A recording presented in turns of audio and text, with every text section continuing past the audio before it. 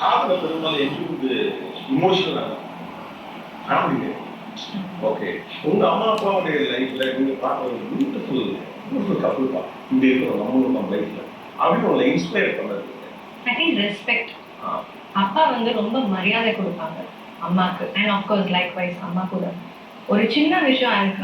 இப்போ அம்மா வந்து ஜிம்ல இருக்கிறாங்கன்னா she might have the house keys. அவங்களை டிஸ்டர்ப் பண்ண மாட்டாங்க. உங்களுக்கு எவ்வளோ இதாக இருந்தாலும் அர்ஜென்ட்டாக இருந்தாலும் தட் இஸ் ஹர் டைம். அவங்க வந்து அது பண்ணிட்டு வரட்டும், அதுக்கப்புறம் நான் அந்த கீயை கேட்குறேன்னு சொல்லி வெயிட் பண்ணுவாங்க. இதெல்லாம் சின்ன சின்ன இன்ஸ்டன்சஸ், பட் அதுதானே வாக் ஆஃப் லைஃப்ல ஹெல்ப் ஆகுற விஷயங்கள். ஸோ எனக்கு அது ரொம்ப இன்ஸ்பைரிங்காக இருக்கும். He is too respectful. அவங்களுக்கு என்ன வேணும், அவங்களுக்கு ஓகேயா, இது நான் பண்ணா அவங்க எப்படி ஏற்றுப்பாங்க. ஸோ அதெல்லாம் ரொம்ப ரெஸ்பெக்ட் பண்ணுறாங்க.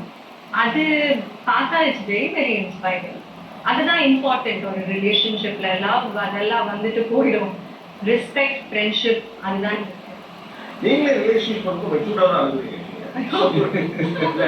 லவ் இதெல்லாம் வந்துட்டு போயிடும் தெரியா, ஆனா ரெஸ்பெக்ட் தான் கடைசி வரைக்கும் அன்போட இருக்கிறதுக்கான அடிப்படை விஷயமாக இருக்கும்.